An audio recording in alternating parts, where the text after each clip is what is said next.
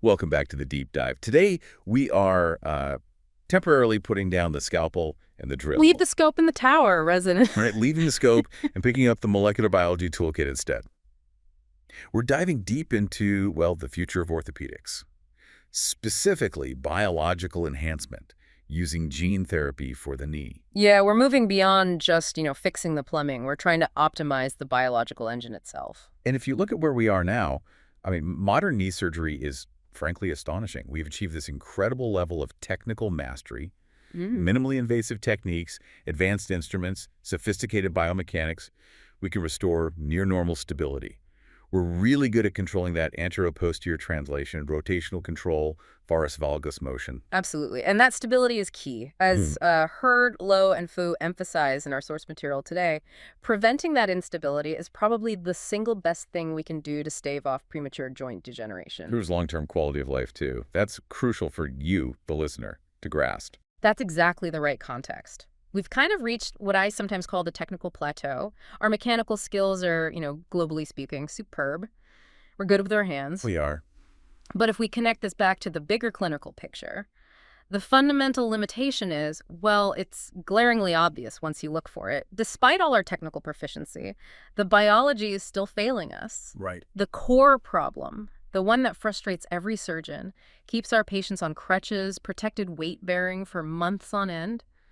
It's the inherent poor biologic healing capacity of these key musculoskeletal tissues. We're talking ligaments, tendons, meniscus. Articular cartilage, absolutely. Yeah. The critical intra-articular and periarticular structures. It is. We can put the parts back together beautifully, meticulously even. Yeah. But if the patient's own tissue just refuses to cooperate or refuses to remodel adequately, well, then we're stuck in this months-long waiting game. So our mission today, then, is to explore gene therapy as this, well, necessary next frontier. This isn't just about patching the knee anymore. Yeah. It's about giving the knee the precise molecular instructions to heal itself better, stronger, faster than maybe nature ever intended. We're asking, how do we fundamentally enhance that local healing environment?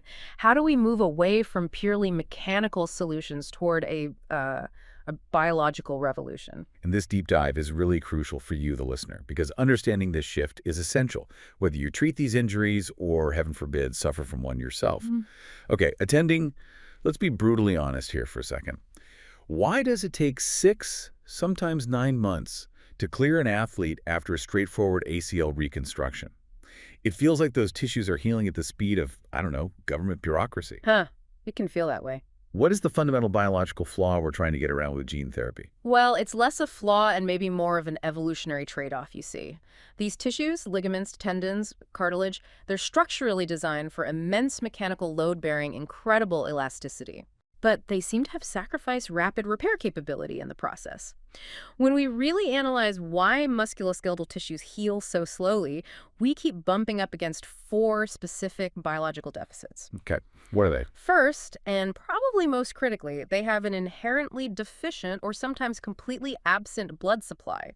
They're often a vascular or hypovascular. No blood, no repair machinery. Exactly. If you don't have blood flow, you lack that continuous supply line for cellular machinery, platelets, growth factors, nutrients, everything needed for rapid inflammation and subsequent repair. Makes sense. What's second? Second, they exhibit low cellular density. There just aren't that many cells, chondrocytes, or specialized fibroblasts there to begin with. Compare that to, say, muscle tissue, which is packed with cells. Okay, low density, third. Third, those cells that are present, they exhibit low cellular turnover. They aren't mitotic powerhouses. They don't just, jump into action and start multiplying wildly when an injury strikes. They're pretty quiescent most of the time. Okay, so sparse cells that don't divide much. And number 4, I think I know this one, the joint environment itself. Precisely.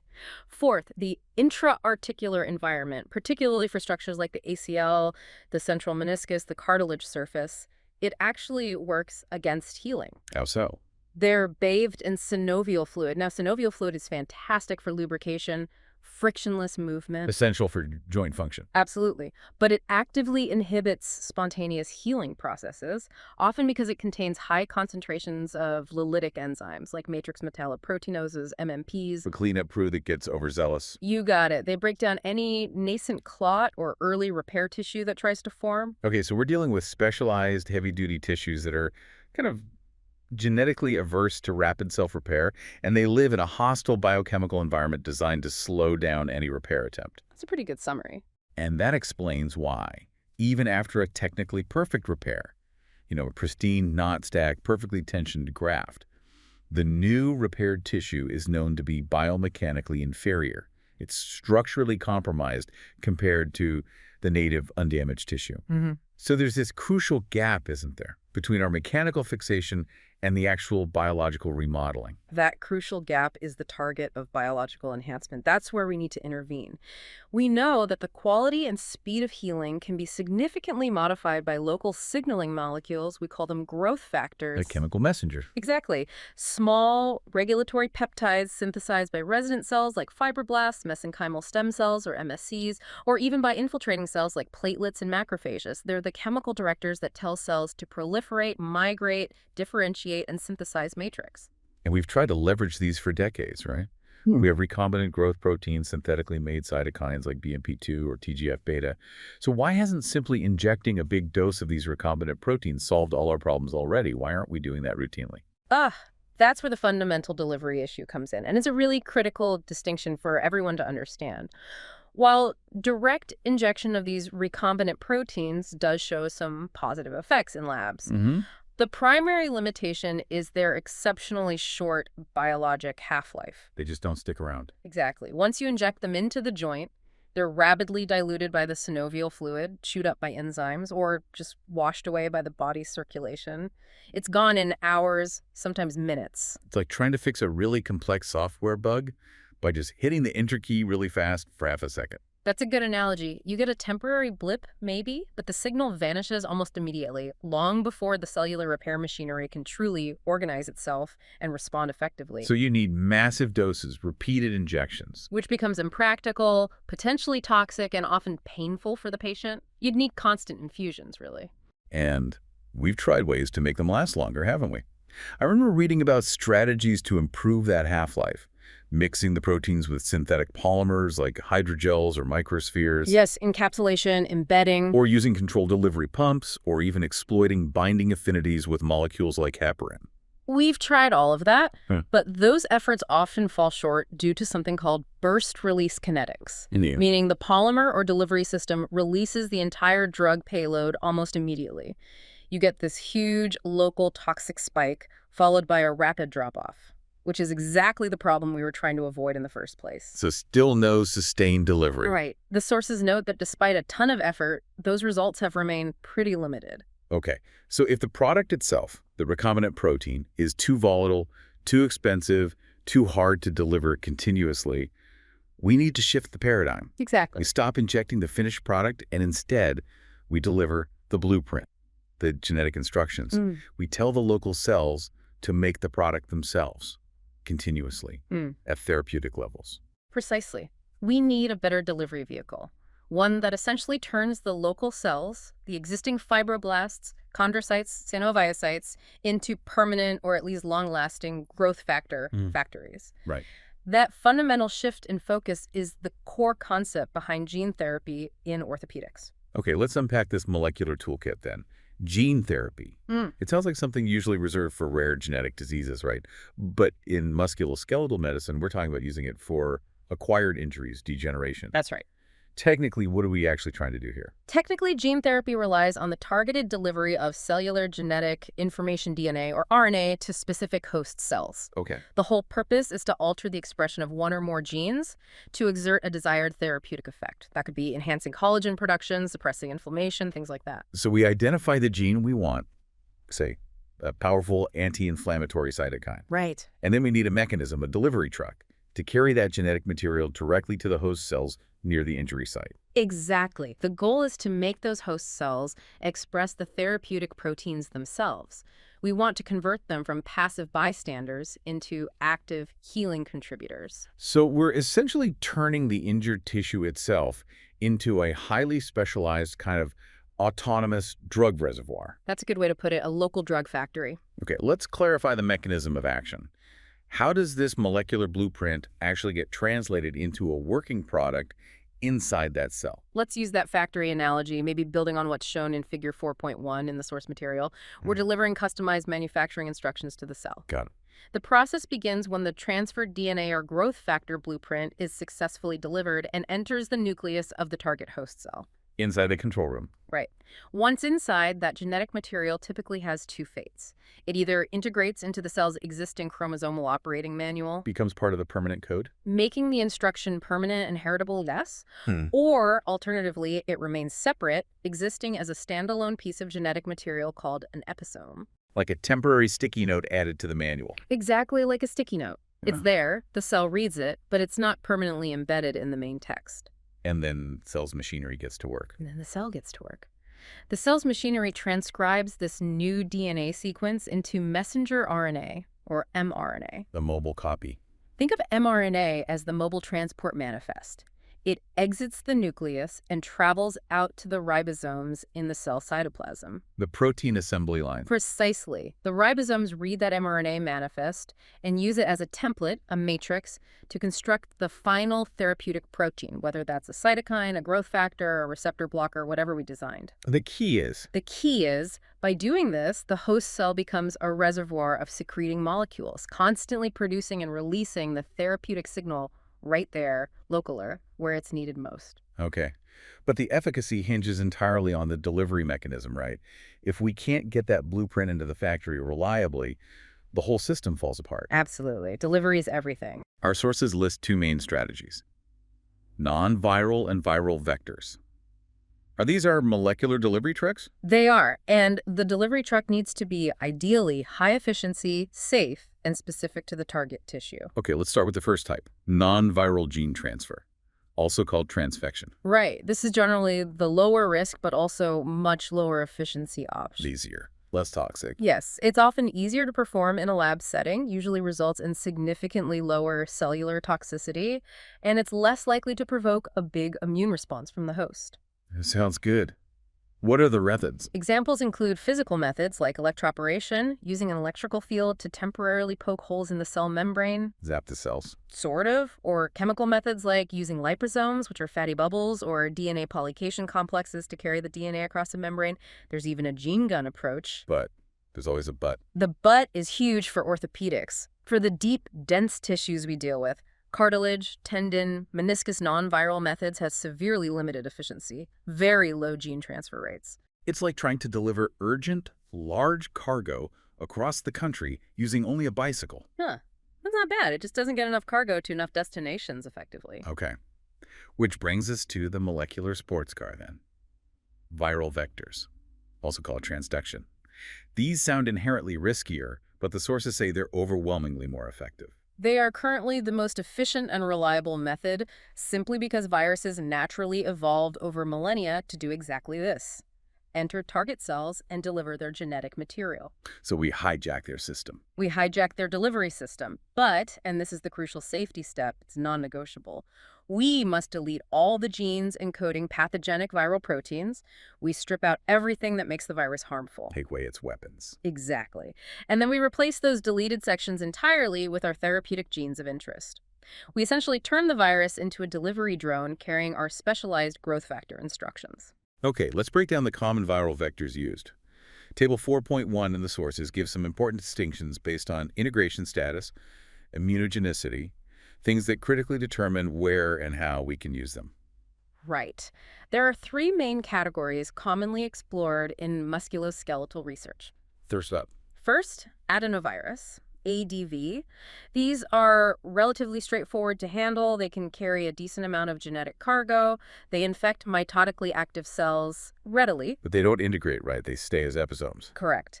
The transferred nucleic acid sequence exists only as a non-integrating episome, which means the effect is temporary. And the downsides.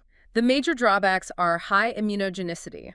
The body sees ADV as a significant invader and mounts a strong immune response to clear it. So the effect doesn't last long. Right. The resulting gene expression is often lost over a few weeks as the transduced cells are eliminated or the virus is cleared.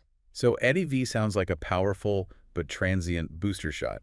Maybe great as a Kickstarter for an acute injury where you need a high level of expression for a few weeks, but probably useless for chronic conditions like OA that need long-term stable expression. Precisely. For that, you need something more persistent. Which brings us to the next category, retrovirus and lentivirus. Okay, and the key difference here is? Integration. These are defined by the critical characteristic that their genetic material integrates directly into the host cell's genome. Into the main operating manual. Right. This integration is the key to achieving potentially long-term, stable, even permanent expression of the inserted gene, because every time the cell divides, the new gene gets copied along with the rest of the DNA. Okay, permanent expression sounds great, but integration is also where the really serious safety concerns pop up, isn't it?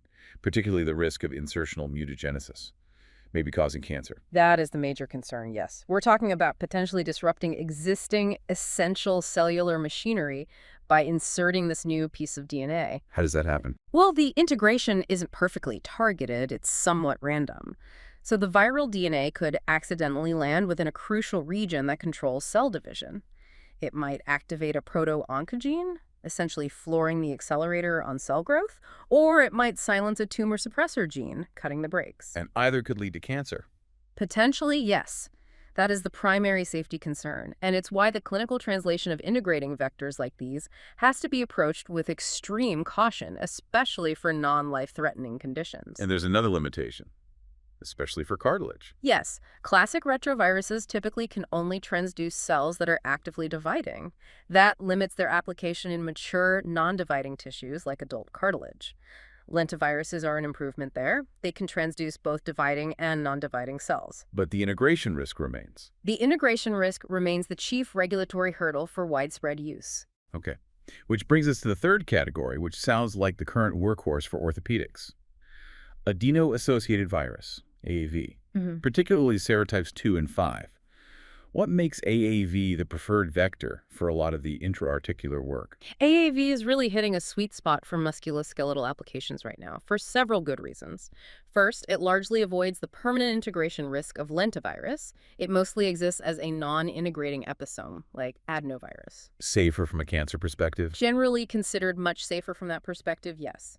Second, it has very low cytotoxicity and, crucially, very low immunogenicity. The body doesn't mount a huge attack against it. So you might be able to re-administer it, and the expression lasts longer than ADV. Potentially, yes, and the expression is certainly more durable than ADV. Third, it boasts a high gene insertion capacity, meaning it can carry reasonably large therapeutic genes. And finally, this is really important, specific serotypes, particularly 2 and 5, show strong tropism. Meaning affinity for certain tissues. Exactly. They have a natural affinity for musculoskeletal cells, including chondrocytes and synoviocytes. They preferentially infect the cells we want to target within the knee. That tissue specificity sounds critical. If we inject AAV into the knee, serotypes 2 and 5 are more likely to hit the cartilage and synovial cells and less likely to leak out and affect other organs. That's the idea, reducing off-target effects and improving local efficacy. But wait, if AAV exists mostly as an episome, like ADV, doesn't that mean its expression will eventually wear off too, especially if the host cell divides? Does this defeat the purpose for trying to treat long-term chronic conditions like OA? That is an excellent challenging question, resident. It's kind of the Achilles heel of AAV for very long-term applications. Okay. While AAV expression is significantly more stable and durable than ADV, often lasting months, maybe even years in slowly dividing cells, it's not truly permanent like an integrated vector would be. So how do we handle chronic conditions? For chronic conditions like OA, we're essentially banking on two things: the high safety profile, allowing potential repeat dosing if needed, and the fact that most relevant musculoskeletal cells, like mature chondrocytes, turn over very slowly. So the episode might get diluted out eventually, Yeah. but if the cell only divides once every few years. Then the episome can function effectively, providing therapeutic benefit for many years. And for shorter-term acute interventions like accelerating ACL graft healing over weeks or months, AAV's duration is absolutely sufficient. Okay, that makes sense. Now that we have our vectors, our delivery trucks, let's talk about delivery strategies. How do we get the vector to the knee? Figure 4.2 illustrates this. Yeah. Looks like two main routes, systemic or direct local. That's right. We can probably rule out systemic delivery pretty quickly for most orthopedic applications, can't we? Injecting it into the bloodstream. Largely, yes. Systemic delivery seems attractive conceptually, maybe for reaching diffuse targets or joints you can't easily inject, but for the knee, it has major drawbacks. Right. It requires immense amounts of vector to achieve a therapeutic dose locally. There's a critical lack of specificity. The vector goes everywhere. And most of it gets filtered out and accumulates in the lungs and the liver, which raises significant concerns about off-target toxicity. And critically, for our avascular structures, articular cartilage, the inner meniscus, intervertebral discs, there's no direct blood supply to carry the systemically delivered vector to the target site anyway. Exactly. It just wouldn't reach the cells we need to treat. So for orthopedics, we almost always default to the direct local approach. Meaning we put the vector right where we want it. Right. We either inject the vector straight into the host tissue, like the joint space, or the ligament. That's the in vivo strategy. Or we take cells out of the body, modify them in the lab, and then put them back. That's the ex vivo strategy. Okay, let's compare those. The in vivo method, just injecting the vector directly into the knee, sounds way easier, like giving a steroid shot. It is certainly less technically demanding, yes. A simple intra-articular injection is straightforward. But the issue there is often variable efficiency. It relies entirely on the vector finding and effectively transducing the right cells within the complex knee environment. And expression can sometimes be highly localized, just right around the injection site, maybe not diffusing throughout the joint as needed. Right, which makes the ex vivo approach seem really powerful, even if it's more complex, especially from a surgical safety perspective. We harvest cells, maybe synovial fibroblasts or MSCs, Right. modify them outside the body in vitro in a controlled lab setting, and then re-inject or reimplant those modified cells. The ex vivo approach offers a profound layer of control and safety, which is why it's very attractive. We harvest the specific target cells, we modify them in a highly controlled environment, allowing us to optimize transduction rates, select for the most effectively modified cells. And this seems huge. We can test them before they go back into the patient. Absolutely critical. Before implantation, we can perform rigorous safety tests on those modified cells. We can specifically screen for safety red flags, like tumorigenicity, make sure they haven't become cancerous, and run general toxicity assays. We get quality control before they ever go near the patient. Mm-hmm. That preemptive safety check feels essential if we ever want to move gene therapy into routine elective procedures. If we're doing this for an elective ACL reconstruction in a young athlete, we simply cannot accept any meaningful risk of causing a cancer down the line. Absolutely agree. The ex vivo approach, despite being technically more demanding and expensive, significantly minimizes the risks associated with things like random integration or unexpected toxicity. It ensures the viability, potency, and safety of the modified cells before they're committed to the patient. Okay, let's apply this toolkit now. Let's talk about the biggest clinical challenge we face in orthopedics, arguably. Osteoarthritis. A big one. It's such a common source of knee pain. It has diverse causes, mechanical wear and tear, inflammatory conditions, post-traumatic arthritis, and it places an astronomical burden on the healthcare system and on patients' lives. It really does. The sources emphasize something important here. Early intervention, before there's irreversible cartilage loss and significant changes in condylar morphology. That's the most important strategy. Absolutely. Once the structural damage is severe, our options become much more limited. And early intervention requires a deep molecular understanding of the early pathogenesis. What's driving that initial breakdown?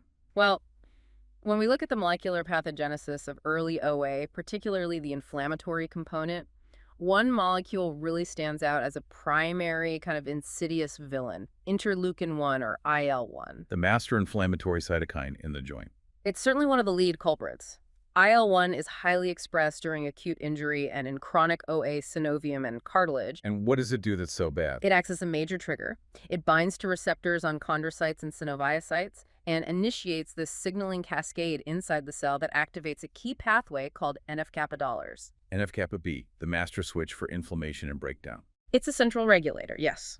Activation of NF-kappa dollars induces the massive synthesis and release of proteases enzymes like matrix metalloproteinases, MMPs, and agrokinases. These are the molecular wrecking balls that systematically degrade the collagen and proteoglycan matrix of the articular cartilage. Causing those catabolic destructive changes. Precisely. So neutralizing IL-1 activity is logically a primary therapeutic target in OA. Okay, so if IL-1 is the villain, the countermeasure is to deliver a blocker. The sources focus heavily on ILP.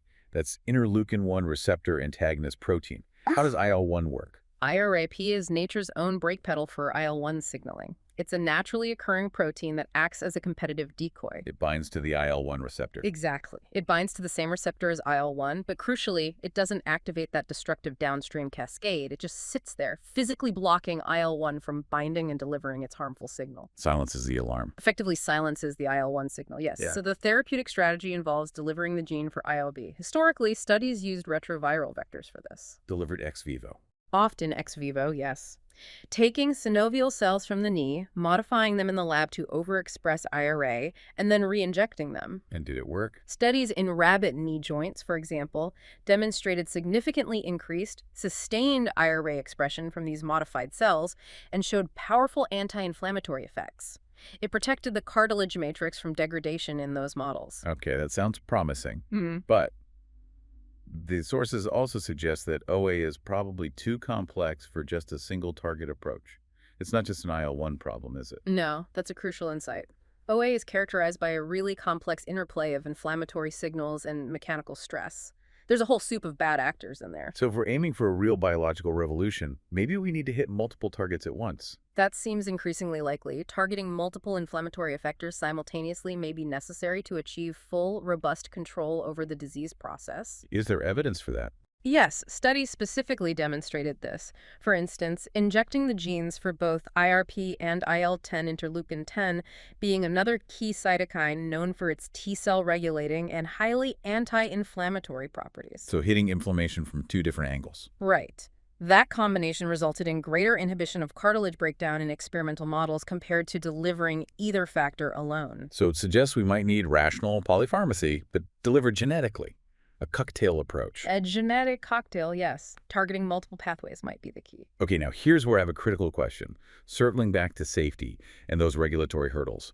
We talked about vectors, but there was this surprising finding mentioned that local gene delivery, say into one knee, of anti-inflammatory factors like IL-10 sometimes resulted in therapeutic effects not just in the injected knee, but also in the contralateral untreated knee, and even in distal joints. Ah, yes, the systemic surprise. That suggests systemic distribution, doesn't it? Leakage. Yes, this has been seen fairly consistently in some studies, for example, with adenoviral vectors carrying IL-10 in mouse models of arthritis.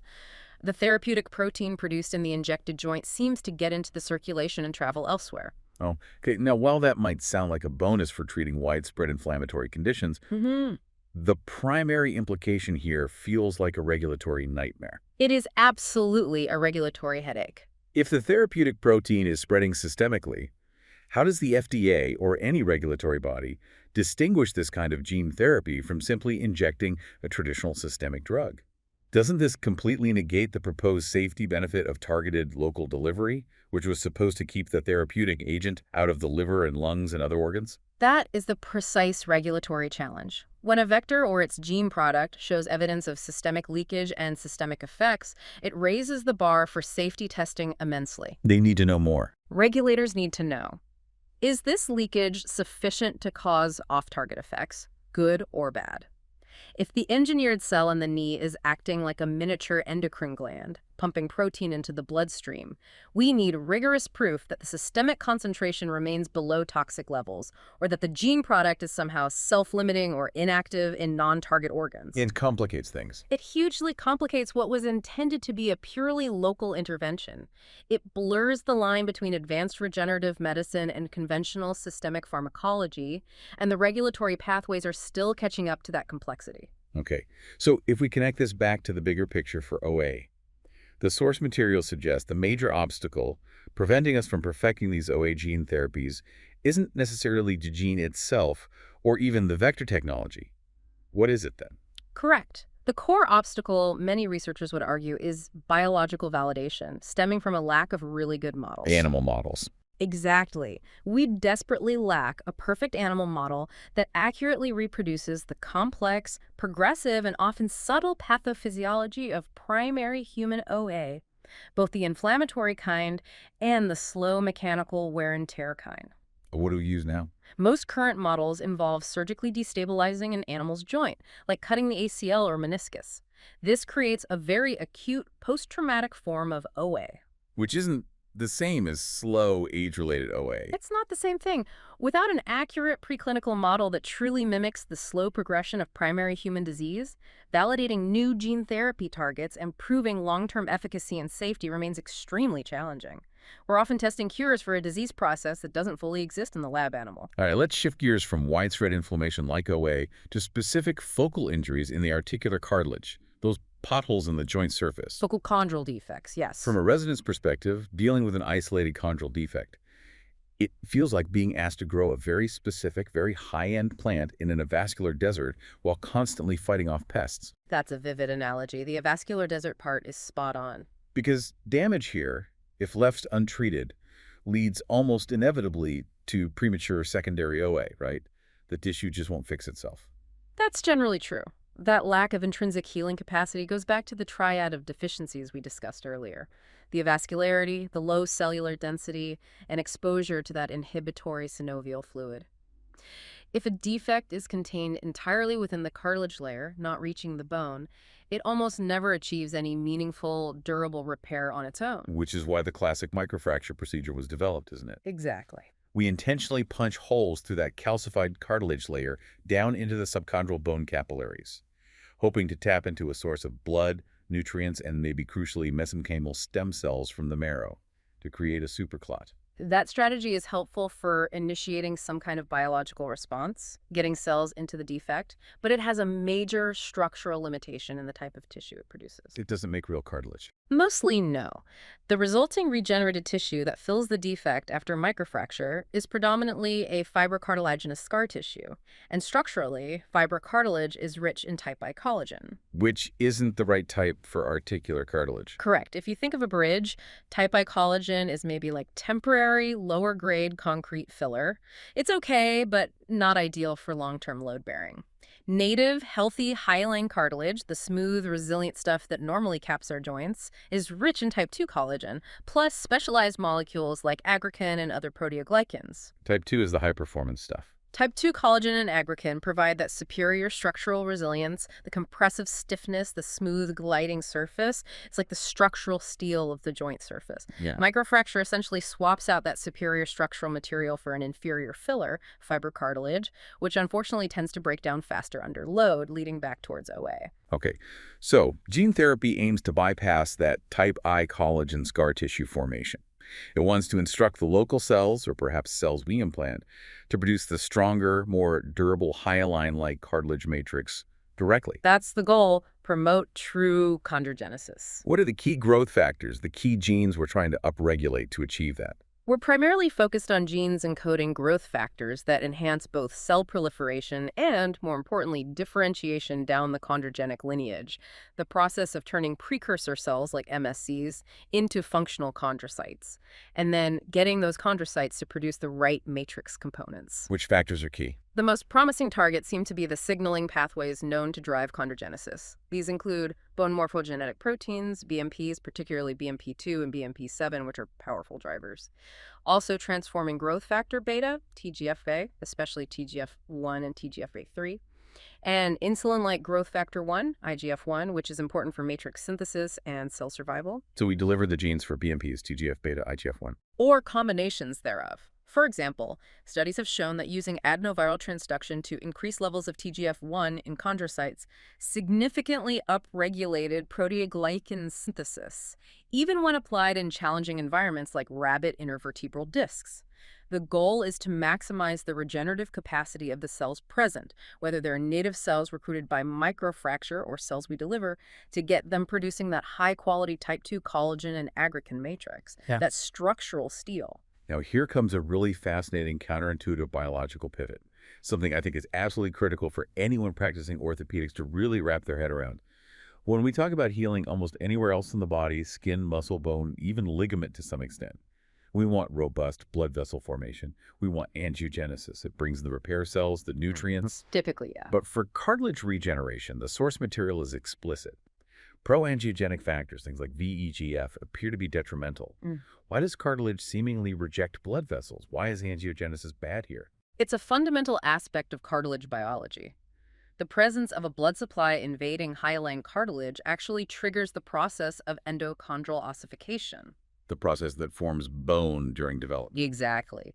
It's the natural process by which cartilage is normally replaced by bone during skeletal growth and fracture healing. Healthy, mature hyaline cartilage is supposed to be avascular. If blood vessels invade, they bring in osteoprogenitor cells and signals that promote calcification of the cartilage matrix, followed by its replacement with bone. So vascular invasion actually destroys the cartilage we're trying to regenerate. It leads to ossification, yes. Yeah. We are trying to achieve pure chondrogenesis-making cartilage, not osteogenesis-making bone. Vascularization is the enemy of stable hyaline cartilage formation in this context. Wow. Okay, so that distinction completely changes the molecular strategy, doesn't it? We can't just stimulate cartilage formation. We also have to actively prevent blood vessel invasion. We have to tell the cells what to make and tell the blood vessels to stay away. It's a two-pronged approach. It has to be, and this was demonstrated quite vividly in some of the targeted research cited. For example, Kubo and colleagues looked at cartilage repair using muscle-derived stem cells engineered to express BMP4, a strong chondrogenic signal. They compared combining BMP4 delivery with either VEGF, which is a potent proangiogenic factor promoting blood vessel growth, or with SFLT1, which is a known VEGF inhibitor. It blocks VEGF signaling. What did they find? They reported significantly improved cartilage healing and better quality, more hyaline-like cartilage repair tissue when the BMP4 was combined with the VEGF inhibitor, SFLT1. Adding VEGF actually made the outcome worse compared to BMP4 alone. So you literally have to block the body's natural impulse to vascularize the repair site to allow true, stable hyaline-like cartilage to regenerate. Matsumoto and colleagues reported similar findings too, right? Blocking angiogenesis improved the repair. That's correct. Using an ex vivo gene transfer approach to block angiogenesis resulted in improved quality and quantity of the regenerated cartilage tissue. It underscores the need for a potentially more nuanced multi-gene strategy for cartilage repair. So maybe one gene to drive chondrogenesis, like BMP4 or TGF-beta. And potentially a second gene to actively block the destructive replacement process, like an angiogenesis inhibitor like SFLT1. It really highlights the complexity of biological engineering we're aiming for. We need to provide the right anabolic building signals while simultaneously applying the brakes to unwanted processes like vascular invasion and ossification. Okay, let's move from the articular surface to the critical stabilizers, the ligaments. Let's focus on the anterior cruciate ligament, the ACL. It's arguably the most frequently injured intra-articular ligament we deal with. Absolutely. Over 200,000 injuries annually just in the U.S. It's a huge number. And like cartilage, the native ACL has a very low capacity for spontaneous healing if it's completely torn. Why is that? Similar reasons, really. It has a relatively tenuous blood supply compared to, say, the MCL. Achieving and maintaining close opposition of the torn stumps within the joint is difficult. And again, that hostile synovial fluid environment rich in MMPs tends to break down any clot that forms between the torn ends. So natural healing is rare, which means reconstruction is usually necessary for active individuals. Generally, yes. And while our surgical reconstruction techniques are incredibly advanced now, we've meticulously optimized tunnel placement based on anatomy. We have sophisticated fixation devices, debates about graft choice, autografts, allografts. It feels like we're hitting that technical plateau again. I agree. We've refined the mechanics about as much as we can. Further significant improvements, I believe, must come from enhancing the biology of the graft integration and the subsequent remodeling process, not just tweaking the surgical technique further. Okay. That brings us to two distinct, really urgent goals for applying gene therapy in ACL reconstruction. What are they? Goal number 1 is accelerating tendon-bone integration, getting the graft solidly fixed into the bone tunnels faster. And goal number 2? Goal number 2 is enhancing the intra-articular remodeling of the graft itself, the process we often call ligamentization, making the graft material biologically stronger faster. Okay, let's tackle tendon-bone integration first. This is a major post-operative time constraint, especially comparing different graft types. It is. When we use a bone patellar tendon bone graft, or BPTB, we achieve fixation partly through direct bone-to-bone healing within the tunnels. That bony union happens relatively quickly, maybe around 6 weeks. Allowing for earlier, potentially more aggressive physical therapy. Correct. But when we use soft tissue grafts like hamstring tendons or tibialis anterior allografts, they rely on biological incorporation, essentially Sharpie's fibers growing from the bone into the tendon substance within the tunnel. That process, true bony ingrowth, takes much longer. Traditionally, we protect those grafts for maybe 12 weeks or more to allow secure integration. A huge difference. 3 months versus 6 weeks. A very significant difference in early rehab potential. So if we could accelerate that tendon-to-bone integration for soft tissue grafts, maybe get it closer to the BPTB timeline, we could potentially eliminate one of their main post-operative drawbacks. Make rehab protocols more uniform, perhaps. Potentially. This is where that Martinek et al. Study using BMP2 seems like such a compelling potential breakthrough. Can you walk us through the specifics of that research? It sounded really promising. It was a landmark study in this area. Martinek's team used an adenoviral vector carrying the gene for BMP2, so ADV-BMP2. They employed an ex vivo gene therapy approach. They treated the graft before putting it in. Exactly. They took tendon grafts from rabbits, transduced the cells within the graft ends with this ADV-BMP2 vector, essentially turning those graft cells temporarily into little BMP2 factories, and then implanted the grafts for ACL reconstruction in other rabbits. And they looked at how well it healed into the bone tunnels. Yes. They assessed the tendon bone healing at 5 weeks post-implantation, focusing particularly on histology and biomechanical strength testing. What were the results? The results were quite transformative for a preclinical study. Histologically, they confirmed significantly improved tendon bone integration in the BMP2 treated group. They saw better organized bony matrix formation right at the insertion site within the tunnel. Okay, looked better under the microscope. But did it hold up mechanically? That was the key question. And yes, biomechanically, they found statistically significant improvements in both the stiffness of the graft bone construct and, crucially, the ultimate load to failure compared to the untreated control grafts. The treated grafts were stronger at that interface. That's impressive at just 5 weeks. But the really telling part for a surgeon is often the failure mode, right? Where does the construct break when you pull on it? That tells you what the weakest link is. Absolutely. And this was perhaps the most critical finding for potential clinical translation. The failure mode was different between the groups. All of the pre-treated BMP2 enhanced grafts failed within the graft substance itself, meaning the tendon material ruptured in the mid-substance before the insertion site pulled out of the bone tunnel. The interface held. The interface held strong. Conversely, the untreated control grafts uniformly failed right at the weaker tendon-bone interface. They pulled out of the tunnel. Wow. So the gene therapy successfully shifted the weak point away from the insertion site. It definitively demonstrated in that model that the BMP2 gene therapy successfully converted the weakest link in the chain, that slow-healing tendon-bone interface, into a strong, functional union much earlier in the healing process. The clinical implication is huge. If we could replicate that reliably in humans. We could potentially accelerate our rehabilitation protocols significantly for soft tissue grafts, perhaps shortening that protective 12-week phase, getting patients moving sooner, maybe reducing muscle atrophy. It could be a game changer. That really is the definition of a potential biological revolution for soft tissue ACL reconstruction. Okay, now let's look at goal number 2. Enhancing ligamentization. This is about the graft itself after it's in the joint. Right, because even after we get solid fixation in the tunnels, the graft itself undergoes this complex biological remodeling process inside the joint. And paradoxically, the graft actually gets weaker initially. Weaker? Why? It goes through phases of avascular necrosis, revascularization, cellular repopulation, and matrix remodeling. During the early phases, particularly in the first few months up to maybe 6 months post-implantation, the graft structure is actively degrading and being replaced. Its tensile strength actually decreases before it gradually increases again over many months, even years. And that initial weakening is why we have to be so patient and slow with rehabilitation to avoid stretching or rupturing the graft during this vulnerable period. Exactly. So the second goal of gene therapy here is to somehow accelerate or enhance this ligamentization process, maybe make the graft stronger, faster, or reach its final mature strength sooner. What growth factors have been looked at for this? Several have been investigated.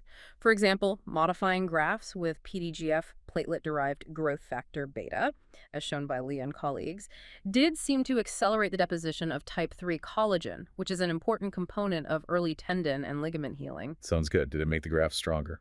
Well, that's the caveat.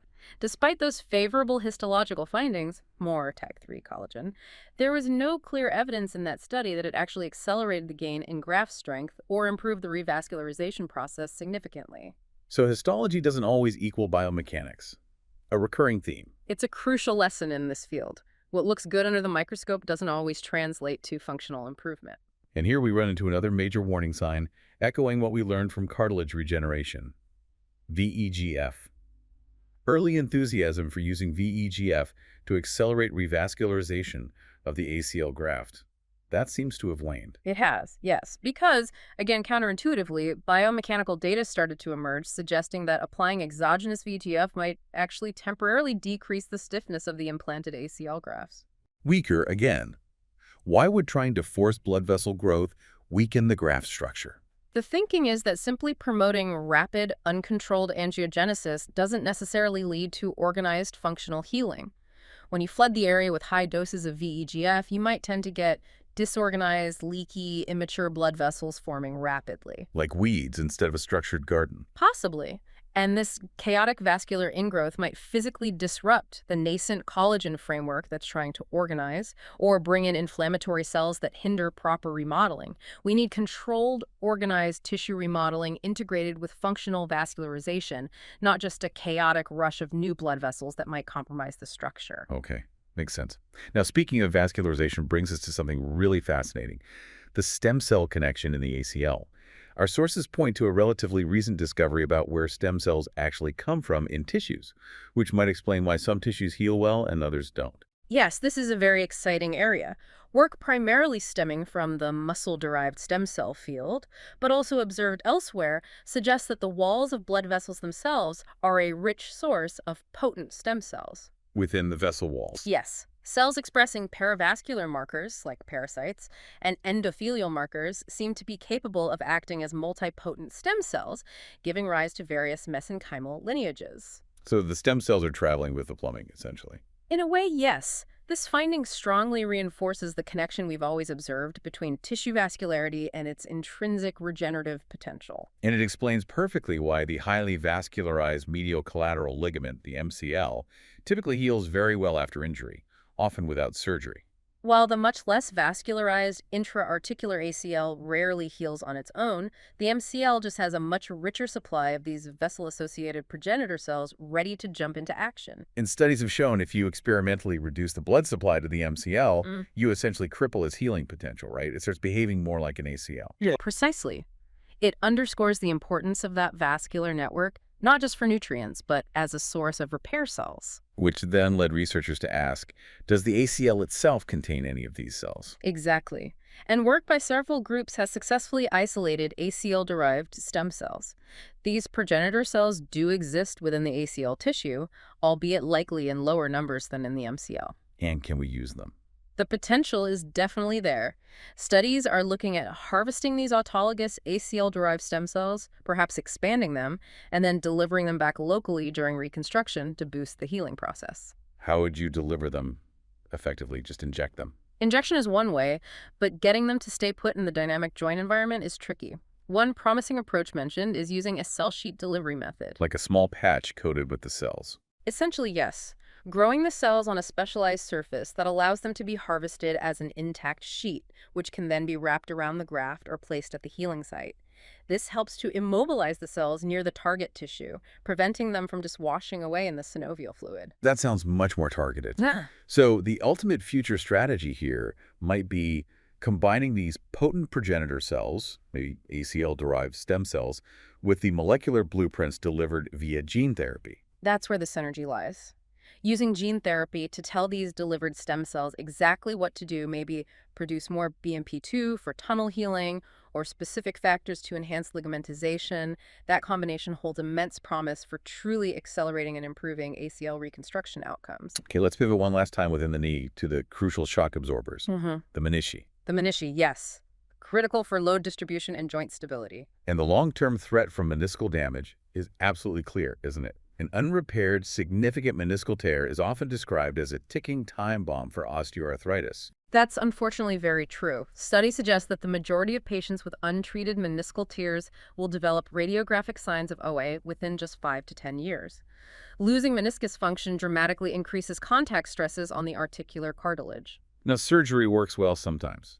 Repairs in the vascular periphery, that outer third, the red zone, they have pretty excellent success rates, right? They do, because that peripheral zone has a blood supply, bringing in the necessary cells and factors for healing. But the real functional failure point, the area that gives surgeons headaches, is the avascular inner two-thirds, the white zone. Precisely. Tears located entirely within that inner avascular region simply cannot heal spontaneously. There's no blood supply to initiate or sustain a repair process. And this forces the surgeon into a terrible choice, often.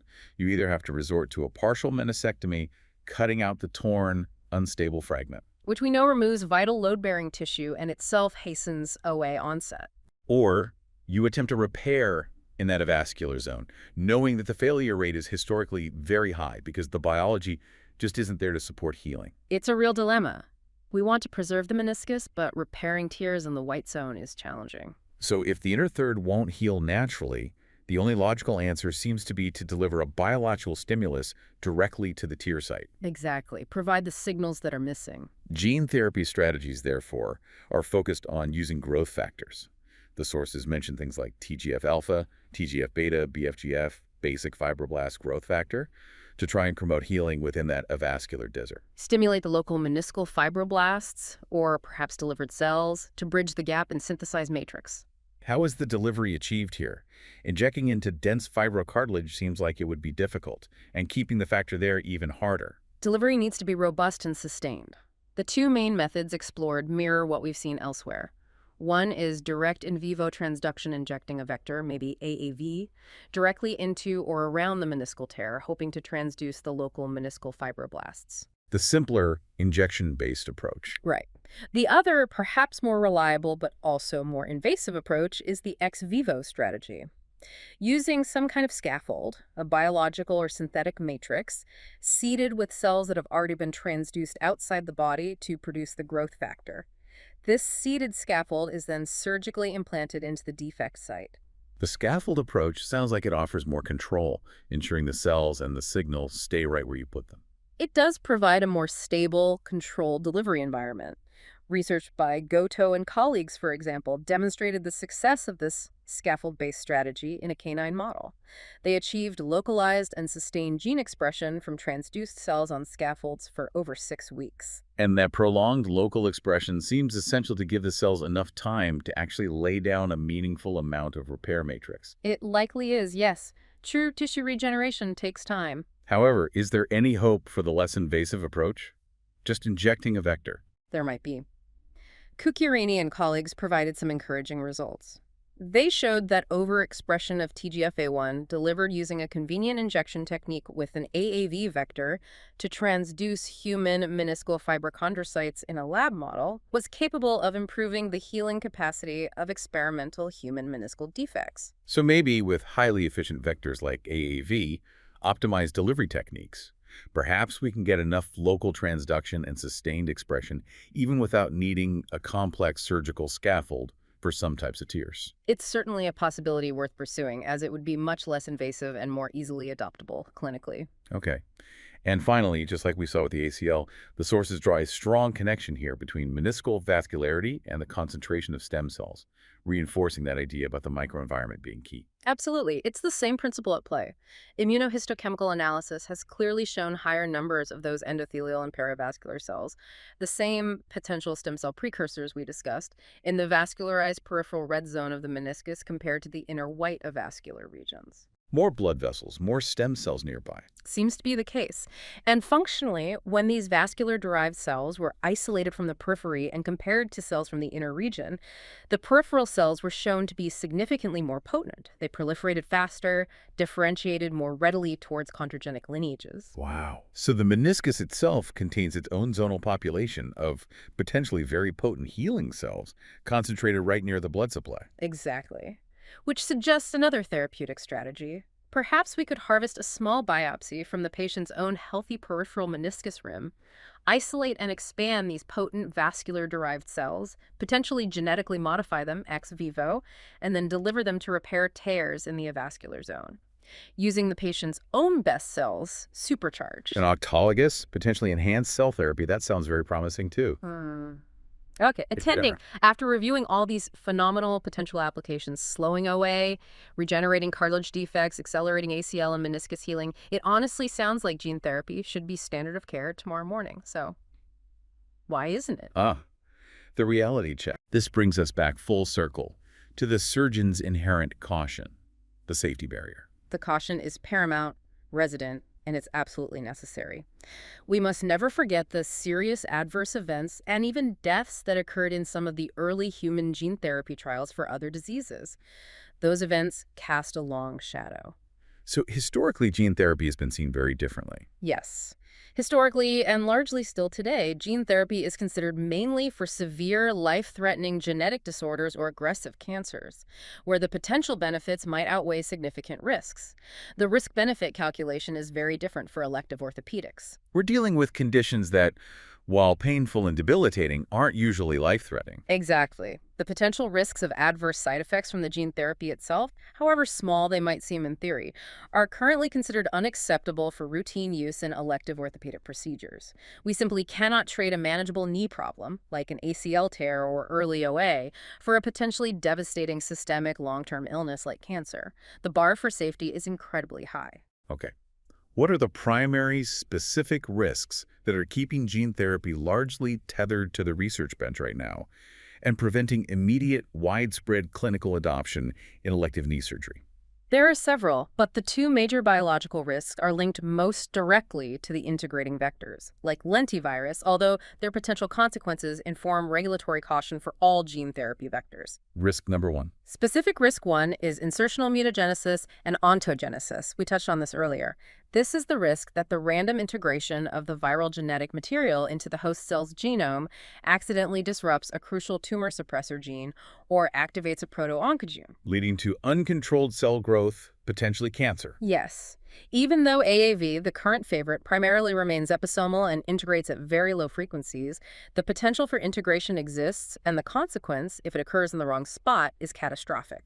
That theoretical risk requires extremely careful long-term monitoring. Okay, risk number two. Specific risk 2 is toxicity due to uncontrolled overexpression. This relates to losing control over the gene we inserted.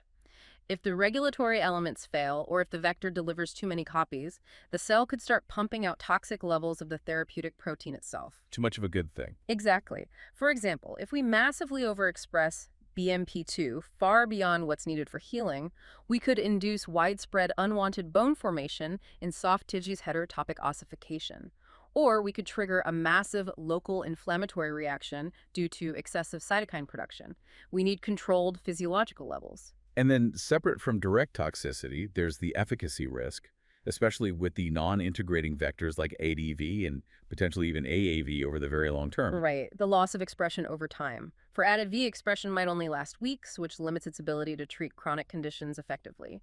For AAV, while much more durable, we still don't know for sure if expression will last the 5, 10, 20 years needed to truly manage a chronic disease like OA in some patients. So for clinical success, we need predictable, sustained efficacy over the entire required treatment window, whether that's 6 weeks for a bone tunnel to heal or potentially 5 years or more to slow OA progression.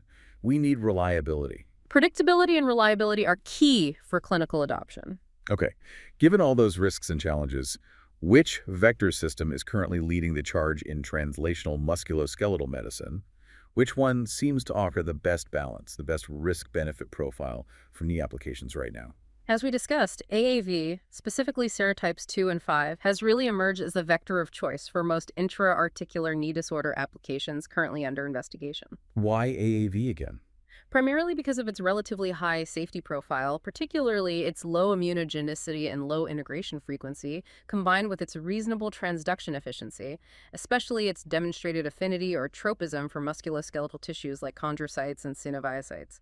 Plus, most of the therapeutic cytokines and growth factors we're interested in are relatively small genes, and they fit well within the packaging size constraints of the AAV vector. So AAV is the current frontrunner for getting into clinical trials for knee conditions. It appears to be, yes. The ultimate goal, though, must be to achieve better control over the gene expression. Right. We don't necessarily want that molecular factory running at full blast 247 forever, pumping out massive amounts of protein long after the initial healing is complete. We need an off switch, or at least a dimmer switch. Control is absolutely critical for long-term safety and efficacy, and that's where the future is heading, towards developing sophisticated systems using inducible promoters. Meaning we can turn the gene on and off. Exactly. Imagine an internal switch built into the vector construct that regulates the expression of our therapeutic gene, and that switch can be controlled by administering a small, generally non-toxic drug. Like taking a pill turns the gene on. Precisely. Systems based on tetracycline response elements are a classic example. The therapeutic gene is only expressed when the patient takes a specific, safe drug, like doxycycline. When they stop the drug, the gene expression shuts off. That sounds much safer. It offers a huge leap in safety and control. It would allow us to turn on gene expression only for the specific duration needed during postoperative healing, say for 6 weeks. Or perhaps turn it on only intermittently when an OA patient experiences a painful flare-up. That kind of tight, reversible regulation is essential to minimize the risks of long-term overexpression and potential side effects. Okay. So looking ahead, what does the true future of orthopedic biological enhancement look like? It sounds less like just pure molecular biology with vectors and genes, and more like a blending of different fields. It absolutely is a combination approach. The future certainly requires overcoming the remaining obstacles related to vector safety, efficiency, and control. But the most powerful direction, I believe, is the strategic merging of these gene therapy techniques with advanced tissue engineering principles, using smart, biocompatible scaffolds that can guide tissue formation, and the targeted utilization of potent, readily available postnatal stem cells. Like the MSCs, the muscle-derived stem cells, MDSCs, the perivascular cells we talked about. Exactly. Those cells provide the biological horsepower, the scaffold provides the structure, and the gene therapy provides the precise instructions. That triad scaffolding, potent cells, and molecular instructions from gene therapy, that feels like where the real revolution lies. I believe so. It's about creating the optimal microenvironment for regeneration. And the current focus of the really cutting-edge research in this area is incredibly illuminating, I think. A lot of work now is focused on identifying the specific autocrine and paracrine mediators that stem cells actually use to enhance healing. Meaning the signals they send to themselves and to neighboring cells. Right. We used to operate under the simpler assumption that when we inject stem cells, their primary benefit comes from them differentiating and physically replacing the lost tissue mass, and grafting and becoming new cartilage or ligament. But that might not be the whole story, or even the main story. Increasingly, evidence suggests it's often not the main story. We're realizing that in many situations, these delivered stem cells act more like powerful chemical signaling centers. They function via paracrine mechanisms. They release a cocktail of growth factors, cytokines, and extracellular vesicles that send messages to the surrounding host cells, telling them how to behave. So the stem cells aren't just the replacement parts, they're more like the general contractors organizing the local construction crew. That's an excellent analogy. They orchestrate and accelerate the body's own endogenous repair response. They guide the host cells. That's a fundamental shift in thinking. It is, and it means the next big step might not just be about delivering more cells, but about identifying precisely which paracrine signals are most important for healing specific tissues, and then using gene delivery, perhaps even targeting the host cells directly, to specifically enhance that crucial intercellular crosstalk, making the communication between the general contractor cells and the local worker cells faster, clearer, and more effective. #tag outro, expert attending final thought. Wow. This has been a truly monumental dive into what is arguably the most exciting and maybe most complex frontier in orthopedics today. We started with the simple mechanical certainty of doing a technically perfect ACL reconstruction. And we've journeyed all the way to the intricacies of turning a dormant chondrocyte into a targeted, regulated biomanufacturing facility. Gene therapy really represents this profound shift in thinking, moving beyond simply patching the knee to actively convincing the knee to heal itself better, stronger, and maybe faster than nature ever intended. It's a paradigm shift for sure. So my final provocative thought for you, the listener, to consider tonight is this. Given this growing understanding that stem cells often enhance tissue healing, primarily via paracrine signaling, by sending out powerful targeted chemical messages, rather than mainly by physically replacing the tissue bulk, that really challenges our old view of how regeneration works, doesn't it? It really does. So, if the key truly lies in the molecular instruction, the messaging, rather than just the cell replacement itself, how might focusing our gene delivery strategies on enhancing this crucial intercellular communication ultimately revolutionize something as standard as our postoperative recovery protocol after, say, an ACL repair? If we can reliably switch on the right biological signals for just the critical 6 or 8 weeks of healing, could that potentially shave months off the current agonizingly slow recovery and rehabilitation? Could it turn that 6-month marathon of protected ligamentization into more of a sprint, getting athletes back faster, safer? That is definitely a future worth studying and striving for. Thank you for joining us for this deep dive into the biology of orthopedic enhancement. A pleasure. We'll see you next time.